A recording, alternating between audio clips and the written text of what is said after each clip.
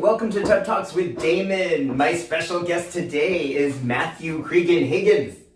Did I say that right? Crehan Higgins, yeah. Crehan Higgins. Yeah, that's cool. We're gonna do take two. Let's try that again. So it's like Crehan, like almost like with nothing in the middle. So it's like C-R-E, like think of it as like C-R-E-E-N. C-R-E-E-N. Yeah. Crehan, okay. Hello, welcome to Tub Talks with Damon. My special guest today is Crehan Higgins from New York State. He came all the way from Buffalo to Brooklyn to be in the tub. Thank you for having me. So good to see you. Yeah, it's good to see you too. Oh, it's been way too long. It has been a while. I think the last time I saw you was at a conference in DC and you just got back from a conference And I just got back from DC. Yeah, it's all coming full circle. It is full circle, which is good. We are in, I think in many ways in this cyclical moment in history, hopefully coming through a moment in history that we're not going to go back to. But as many have said, this isn't necessarily about going back to normal. This is about going forward, maybe in a way that was even better than before. Yeah, I mean, there's definitely a way. Everything that we go through in life is a learning experience, right? Yes.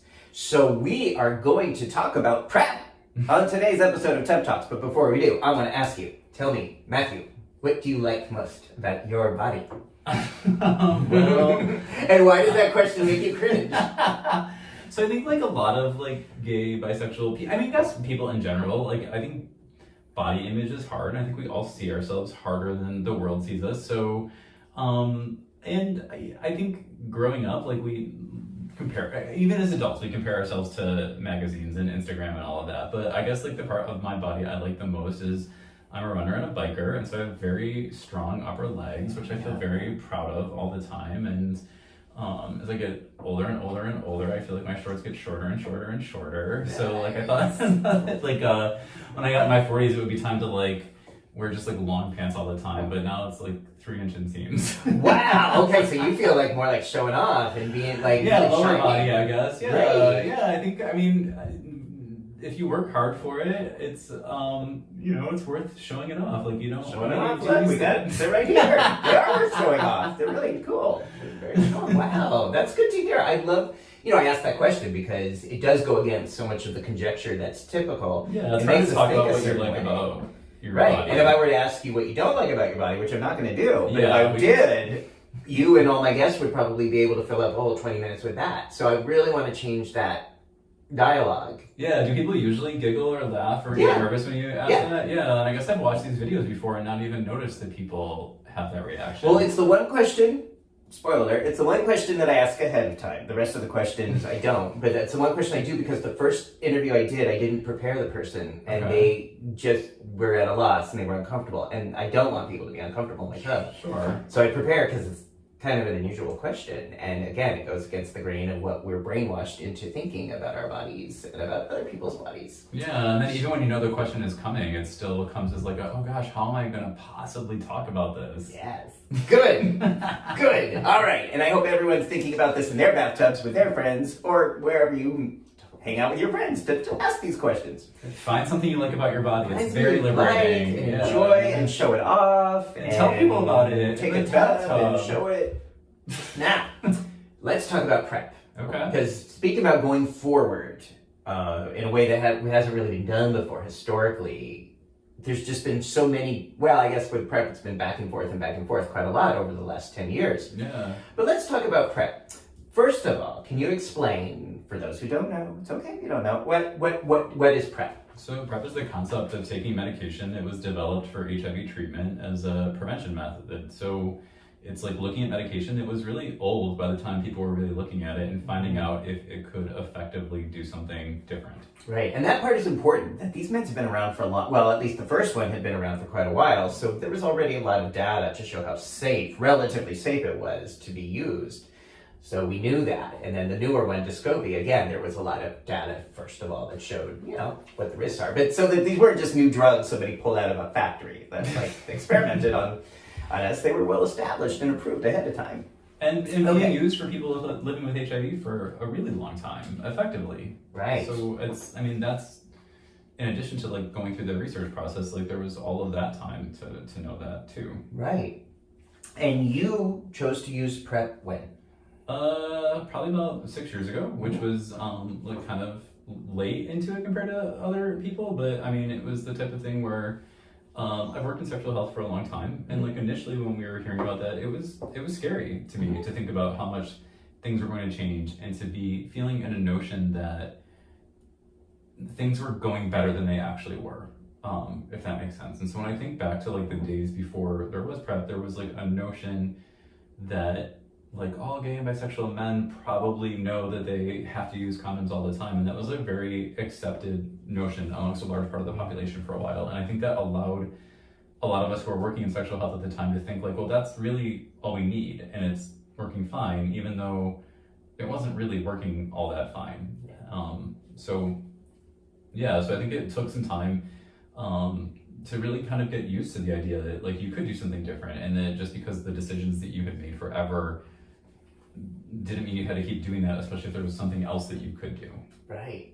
That idea that as science evolves, as technology evolves, our health decisions may evolve as well. Yeah. Which again, that was like, oh, of course, that makes sense. But we've seen how much, I think we've seen in COVID, how many people struggle with that. Yeah, I think people struggle in all of the directions. Like I think back to like March of 2020, and like being like just trying to even get used to the notion that there would be like plexiglass everywhere that we went, and then that was that was hard to get used to at first. But now that we know more and things can change, there are people that are having a hard time with that. Yes. And so I think that one of the things that is hard when we talk about healthcare decisions, when we talk about harm reduction in healthcare, is that we do get used to the way that things are for a while, and then when you start taking things away or stop doing things to the same degree, it naturally makes people kind of nervous. Like, are we going to just go backward?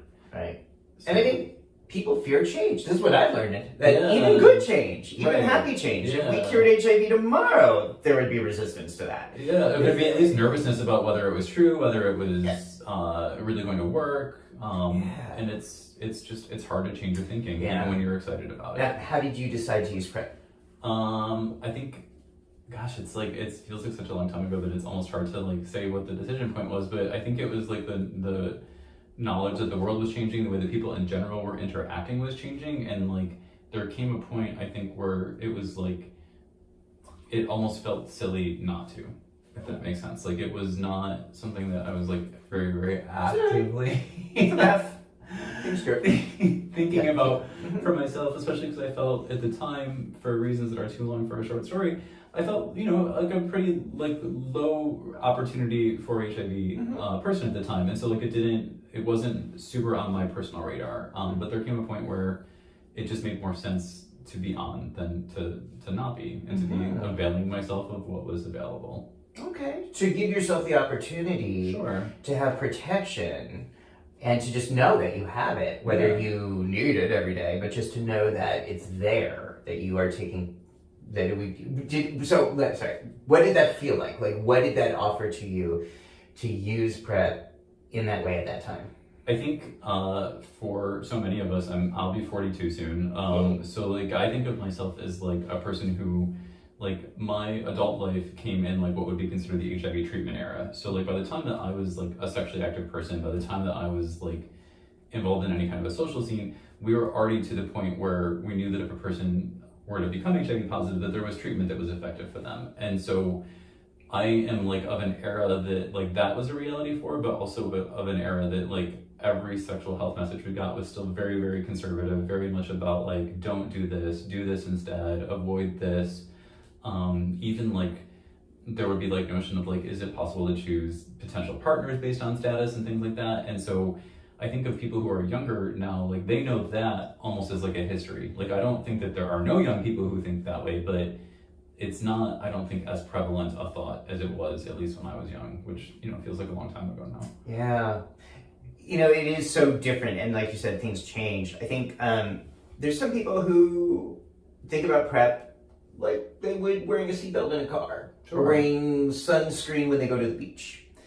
And that it is a relatively safe way to say that I don't intend for something to put my life or my body at risk, but just in case it does, I'm now going to have this extra level of protection, this extra level of care. which helps often sleep better at night, or helps people relax or enjoy their lives a little more. Yeah, so many people that do studies on that, and the way that people talk about that, like they talk about like their PrEP use like causing them to have less stress about their sex lives. I can testify to that. For real.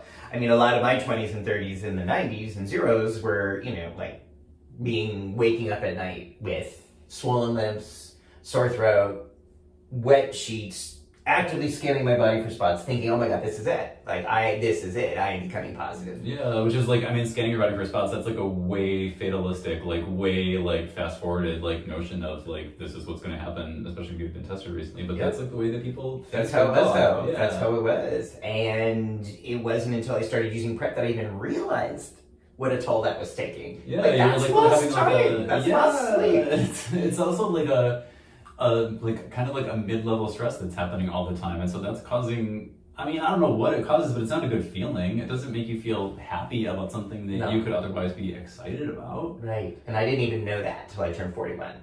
So I started using PrEP myself and realized I didn't know the contrast. So that was really exciting and freeing. Yeah, sure. However, as a sexual health advocate and educator in New York State, you were telling me before the interview that sometimes you find that people take PrEP and don't necessarily feel the kind of liberation and freedom, or might not practice it.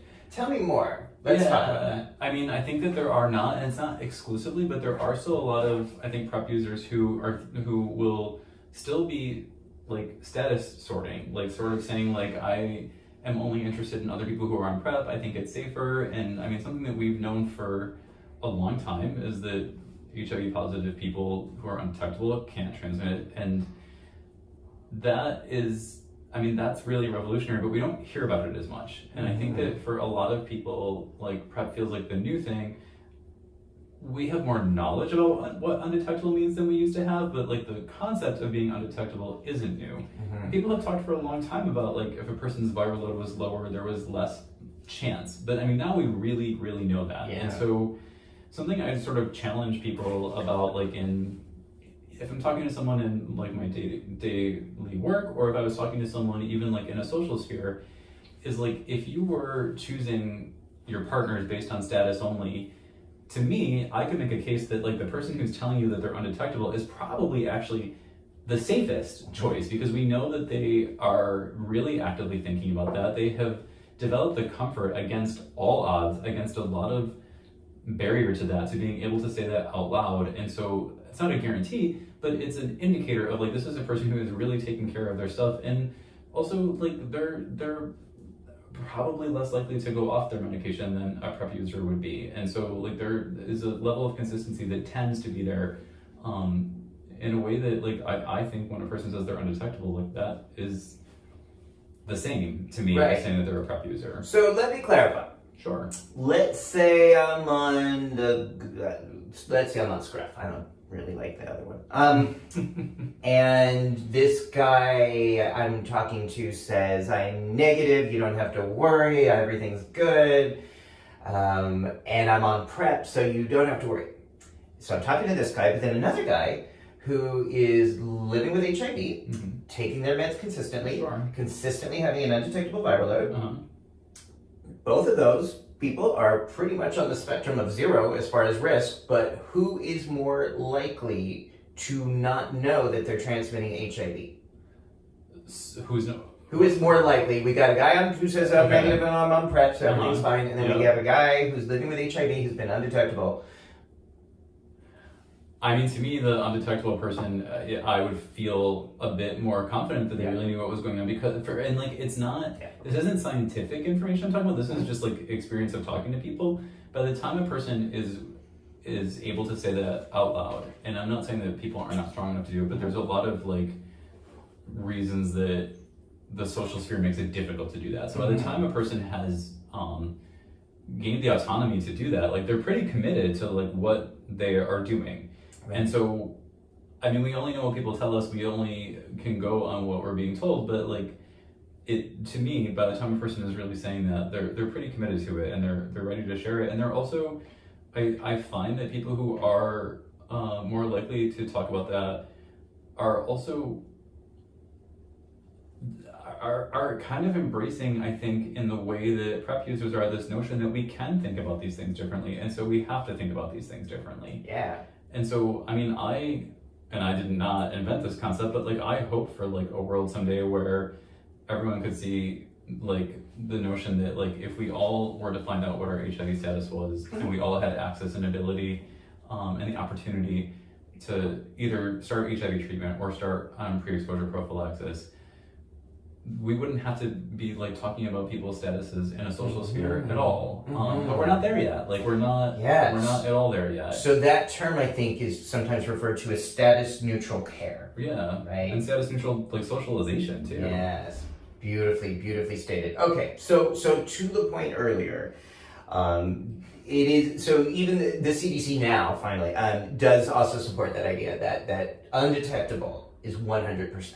Yeah, they initially were saying like negligible, and now they don't even say negligible anymore because it's not even negligible. Right. It's just it's like zero. The risk of getting HIV from someone who's undetectable, who's living with HIV, is zero sexually. Okay, it's on the CDC website. Go look it up. PrEP is also pretty close to zero. It's as close to zero as you're going to say. Yeah, there's like fourth, maybe there might be fifth of documented instances where someone acquired HIV while they were using PrEP. I have an article about this on thebody.com. I'll put a link down there. So again, we're talking now worldwide. There's about 1 million people who have been using PrEP over the last 10 years, and we only know for certain of 5 cases with verified adherence. That's really super low. Yeah, it's like really low. Okay, so if I'm on PrEP, why would I even fucking bother to ask someone their status at all? I mean, why does it matter? And that's like, I mean, that's what we have to challenge ourselves to think about is like if you don't believe in what you're taking enough to like trust it to do what it's intended to do, like there's still sense in doing it because you know it like overwhelmingly like produces the potential for infections in the community, but like wait, when asking someone their status.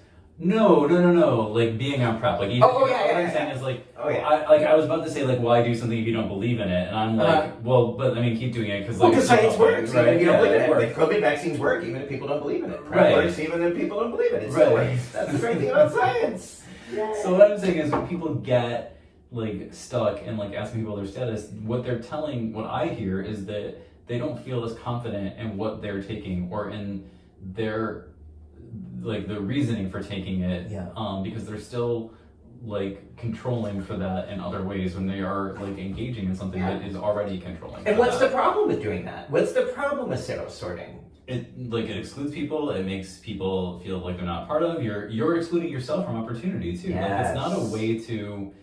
It's just not a way to choose your social contacts. It's not a way to choose the people you're going to have sex with. It's not a way to choose your romantic partners. Yes. You're leaving large parts of the population out. Yes. But it's also like doubling down on things that we should be trying to get away from. So like we can't be still treating HIV and HIV transmission as though we only know about it what we knew about it 5 years ago, what we knew about it 10 years ago, what we knew about it 15 years ago. Like every time we learn something else, we have to change the way that we're thinking about it. But I think I do think it's getting better, but I think there are still people who are doing it that way. And that's actually why I sometimes like hesitate. And it's like, it's something that's said all the time, but like, I sometimes hesitate away from the like another layer of protection language because I sometimes feel like it's almost like implicitly doubling down on that like, we need like all of these like layer upon layer upon layer and good point. Yeah, but it's hard. Like one layer is pretty good. Yeah, one layer. What we got? Even if you only got one thing, there's ours medicines. Okay, pushback. Someone says to you, "But Matthew, it's my body. I don't have to do anything I don't want to do. I don't have to have sex with positive guys. Why are you trying to make me do something I wouldn't want to do? Why is it a big deal if I say no pause guys on Grindr?" You'd say... I'd say, like, I'm not telling you have to engage with anyone. I'm telling you that, like, your language is excluding people. Your language is demonstrating what you don't know. Your language is putting your fear in front of everything else. And you're putting, you're telegraphing your fear out into the world when you're doing that. But it's also, it's backward thinking. It's staying stuck in time. And so certainly I would never tell someone, like, oh, you have to... I would never tell someone they had to have sex with anybody. Right. But I would always encourage people to like think about their language, think about how what they're saying there's like what they're saying, and then there's also like what they're not saying, but they're still saying. Mm-hmm. So when people say like, know this, know that, Mm-hmm. you're crossing off large parts of populations. Yes, and possibly denying yourself some amazing experiences with some amazing, really cool, amazing, fun people. Yeah. And a lot of pleasure. Right, and you're hurting people's feelings. Yeah. When they do that. And Correct. that's the other thing. Now, I always tell people too, it's fine. We all have our preferences. And you don't have to do anything you're not comfortable with. And it's fine to be ambivalent about PrEP, especially in the beginning. That's really normal for people to be ambivalent about PrEP. I was ambivalent myself the first year I took it. But it's not okay to put stigma and hate into the world. It's not okay to hurt people. And I think when people say no pause or any of the no's that you're referring to, you're putting out a message that other people are not valuable, that other people are not beautiful, that other people are not worthy. That's not okay. That ain't okay. It's not okay in the bath. It's not okay in the grinder. It's not okay. It's just not the message. So we, I think, really as educators want to help people have agency in their decisions, but really think about, let's lift each other up here. Doesn't mean everyone has to fuck everyone, but let's practice being kind and maybe saying no in a way that's humane. Yeah, living in Buffalo, I spent a lot, up until like Canada was, functionally closed to us for fun reasons. Mm-hmm. Spent a lot of time like visiting Toronto, and there was I wish I could remember the organization, but there was an organization in Ontario that had a really impactful campaign around sexual health as we knew it then. And like the tagline to it was like, how do you know what you know? Mm-hmm. And like something that I've thought about I probably saw that campaign for the first time in like 2004, so it's like 17 years ago. And like something, whenever there's like a change to the way that we can think about our sexual health, the way that we can think about our health in general, even in these last like 18 or 19 months that we've been dealing with what I call the ongoing situation, because I'm like sick of all of the words for it. The things that we hold on to, the things that we believe, the things that we have a hard time moving on from, like whenever I feel that in myself, I really try to challenge myself with this notion of like, well, how do you know what you know? Like, where does that information come from? Why are you holding on to it? If we think about the evolution of like our understanding of things, it's like when there's something new, which HIV was new at one time, which the ongoing situation was new at one time. Novel. Yeah, we have to. Novel virus. Right. We have to think.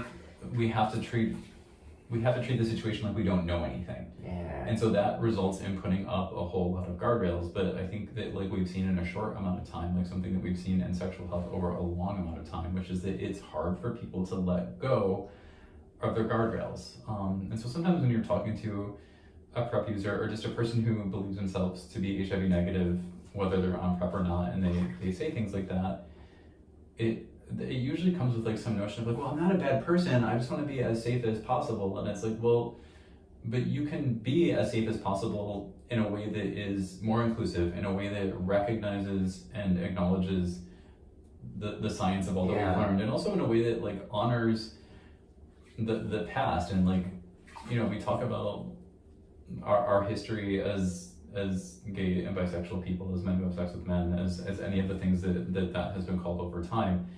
And we know that the way that that's been thought about has caused a lot of harm. Mm-hmm. And we have an opportunity now to not just say like we're refusing to do that just because we don't want to do that. We have an opportunity to say like we really know enough to think and act differently. Yes. Beautiful.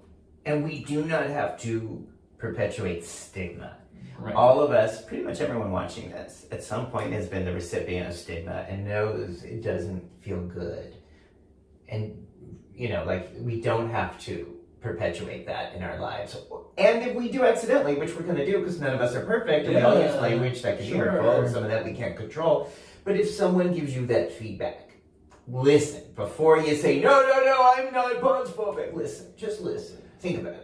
Yeah, that's how, certainly when you said that, like, that we've all been there before, that's how a lot of us do our learning, is like in those uncomfortable moments where we are challenged, whether we're being challenged by someone else or challenged by ourselves. Like, that is where a lot of that learning happens, a lot of where that change happens. And something I tell people often is like, it's hard changing our language around this, because like so much of what we talk about, like we can only talk about it in the inverse of like, so like when people talk about like, like you can almost like not talk about sex without condoms without talking about condoms, because like that was the conversation for such a long time. So like anything that references that, you have to like almost do it in inverse for people to even know what you're talking about. Yeah. And so like it's so embedded in our language that like even people who talk about this stuff all of the time, even people who've really worked on that, like I still stumble over like how am I going to how can I describe this in a way that doesn't double down on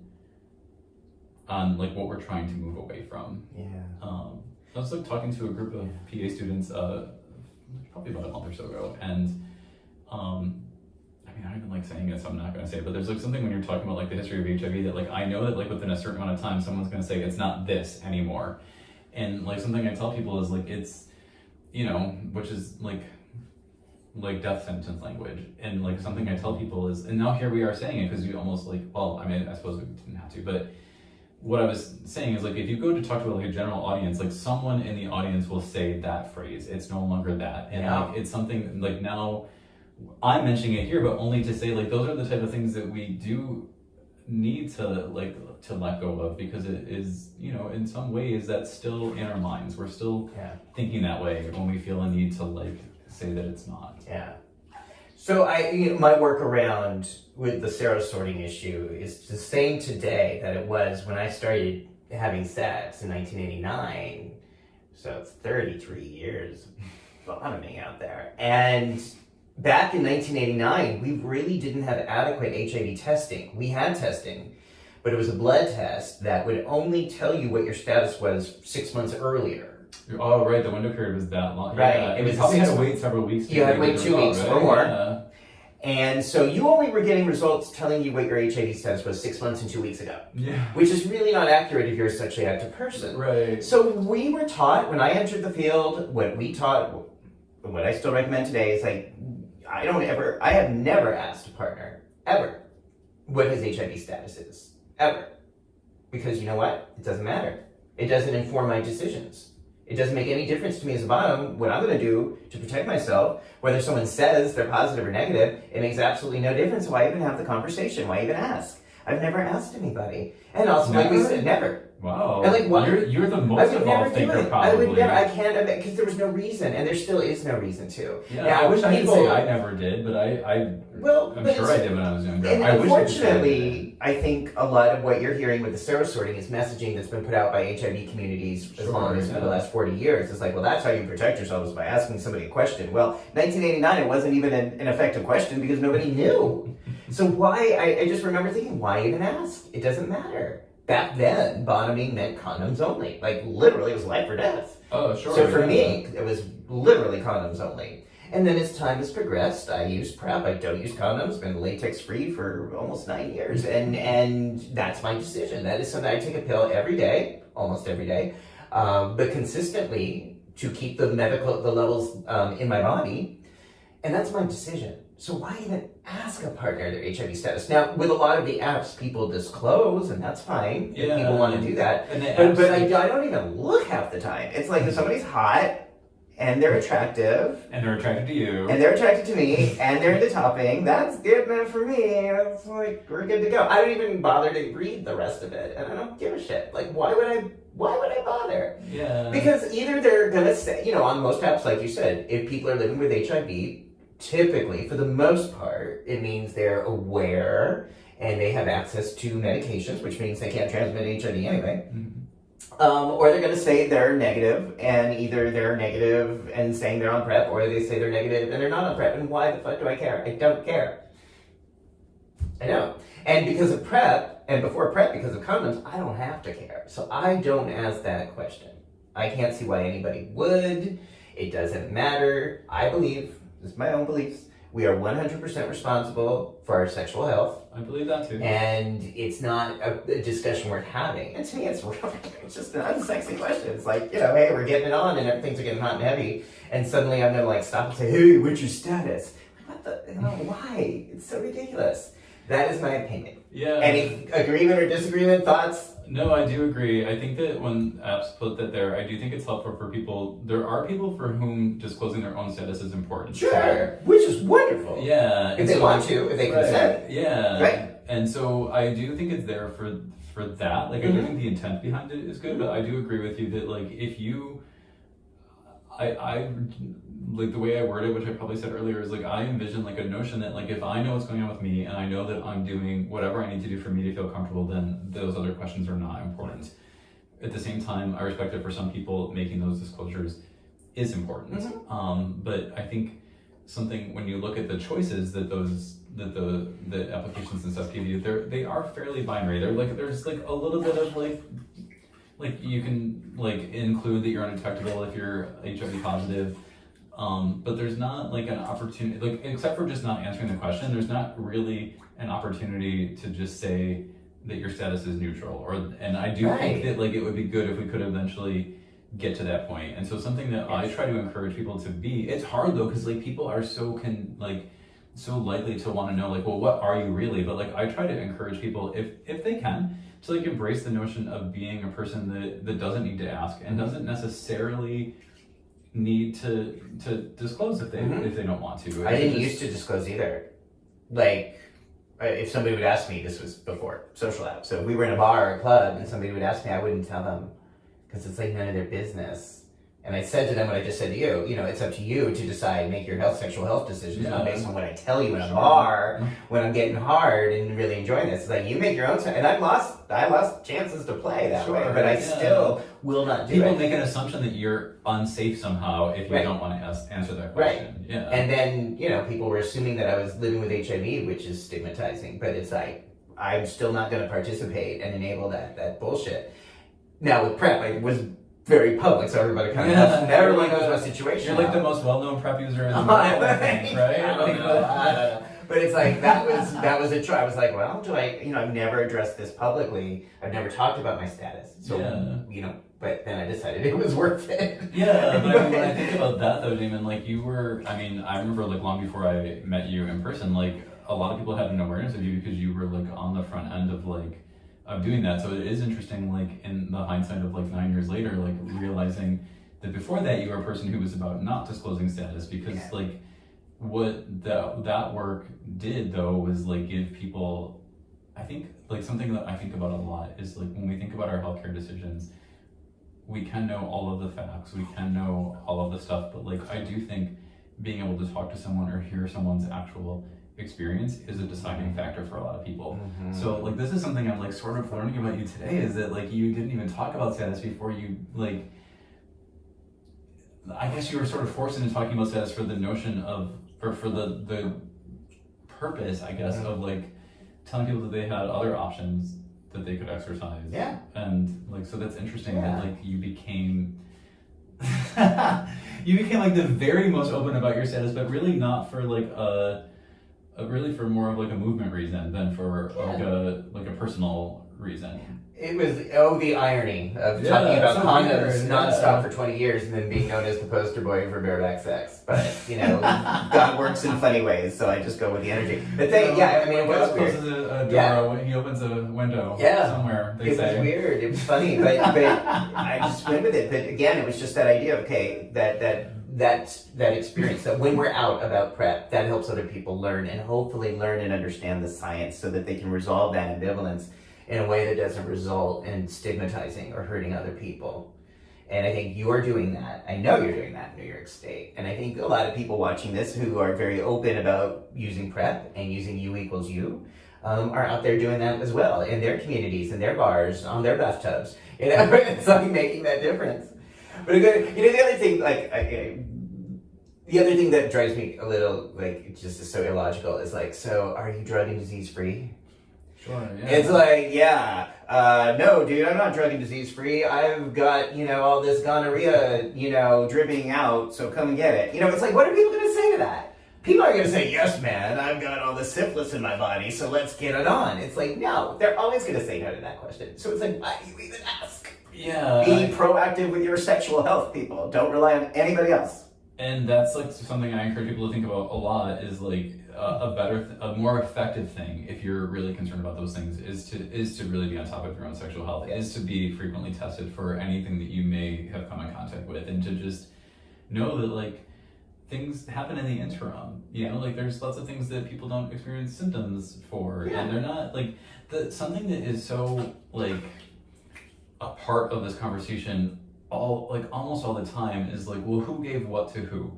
And like something that I encourage people to think about is like it kind of almost doesn't matter. Like to me, it doesn't actually matter. It doesn't. Like, it's like if you know that there's like something in your body that you can get rid of, like that's like the more purposeful place to put the focus. Yeah. To me, and so it is, but it's hard for people to let go of that. And I think that there's, you know, when you think about like having a sexually transmitted infection, there's a lot of stigma even around that. And so it's hard, I think, for a lot of people to let go of like, well, who can I blame for that? And it's just not, why? Yeah. You know, blame doesn't, I mean, you can blame anybody you want, but it's not hot, it's not sexy, and how is that going to help you get rid of it? It's not. It's not. It's not. So, you know, as PrEP users, we are expected to get routine 3-site testing, meaning oral, penis, and butt. That's kind of, I do credit the CDC for being progressive in their guidelines in that respect in 2014. But still very strange that people living with HIV don't have any guidelines about STI testing, or the general population doesn't really have any medical guidelines about STI testing. And I forgot where I was going with that, except that it's just really important that we normalize it every single day. That for me, it's just such a routine part of life. I don't care about blaming anybody. If I've got something, I've got something. You know, it's like, how is blaming anybody going to make it any better or worse? But that's fear. That's stigma. That's what we're trying to stop. You know, it's like sometimes these things happen, and they happen to all sexually active people, and a lot of these STIs you can get without fucking. I mean, you can get gonorrhea in your butt without fucking. How do you do that? Because it happened to me. Because, you know, it lives outside the body, so somebody could rub against you, or maybe stick it in with their finger. There's ways. So again, what is the point? What's the point? Let's just be proactive, responsible, and empowered about our pleasure, which is what PrEP means to me. Yeah, and I just took over that conversation. That's okay. It is what we should think about undetectable meaning for people too. Yeah. You know, we should think about like people who are living with HIV who maybe, so when we think about PrEP users, we often think of PrEP users as a highly sexually active population. And like there's some logic to that in the sense that like if a person is accessing something ongoing, then there must be a reason for that. But like I do think, unfortunately, like something that the movement has largely lost, although I think is getting back, is like really celebrating the notion that people who are living with HIV are also sexually active people. And like that we should be really encouraging to not just the positive population, but the entire population to see undetectable is a really exciting thing that is letting people live their sex life in a fuller way. And so like I remember when PrEP was first new, and we would be telling people about it and talking about it, people would be like, this is a miracle, this is incredible. And I'm not saying that no one thinks that way about the undetectable paradigm, but like you don't tend to hear as much excitement about it. And like when I think about my experience as like a person who's worked in sexual health and who's worked in HIV and AIDS for almost 20 years now, the undetectable part is like almost the bigger miracle to me. But it's not yet, I don't think, the message to the general population in a way that the general population is really understanding like what a miracle it is, which isn't to say that the messages have been bad. It's just like I don't know if it's like taken off in the same way. And I mean, we're probably like coming up at the end of the 20 minutes, and it could probably be like an entire other like we're actually thing. way, but that's okay. We're way I love beyond this it. conversation. Oh my gosh! Yeah, I told you this goes fast. Yeah, I go fast. We go so fast. I know. Sex talk goes very fast. Yeah, it goes real fast. Yes. I don't know. Remember where I was even going with that though. U equals U needs to be out there. People need to know this. To me, U equals U and PrEP are like peanut butter and jelly. Yeah, it's like the same. They're okay on their own, but they're much better when you smush them together. In the social sphere, they're the same. Yeah. Is really... They're different sides of the treatment of the HIV prevention cascade. Yes. Of status neutral care that all people deserve to know about, to understand, and make their decisions based on science and facts instead of stigma and pain. Yeah, and to like let go of letting your pain, your stigma, and your fear be what's in the front. Yes, and I want to thank you for being part of that, especially New York State, especially with PrEP. I love New York, and I've never been, I think with New York with COVID and with PrEP, I've just been so proud to be a New Yorker, partly because folks like you are so science-based and compassionate-based in how you teach and how you help people and support people in their struggles and meet them where they're at. And help them maybe go a little further instead of, saying, you don't really have to do all that serosorting nonsense. It's just, you could not do that and be fine.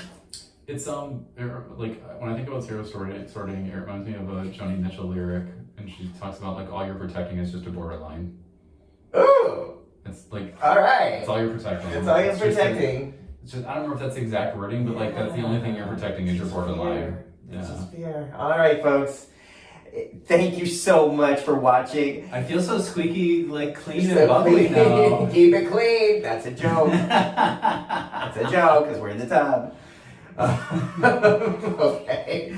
Thank you for talking with me. Thank you for all the amazing work you're doing to make our world and our future a better place. Thank you. Really appreciate it. If you enjoyed the talk, subscribe down below. If you enjoyed it, share it. And if you didn't enjoy it, share it anyway with someone who's serosorting right now and would get mad at you for sharing this. All right. Until next time, thank you for watching. So long. Take care.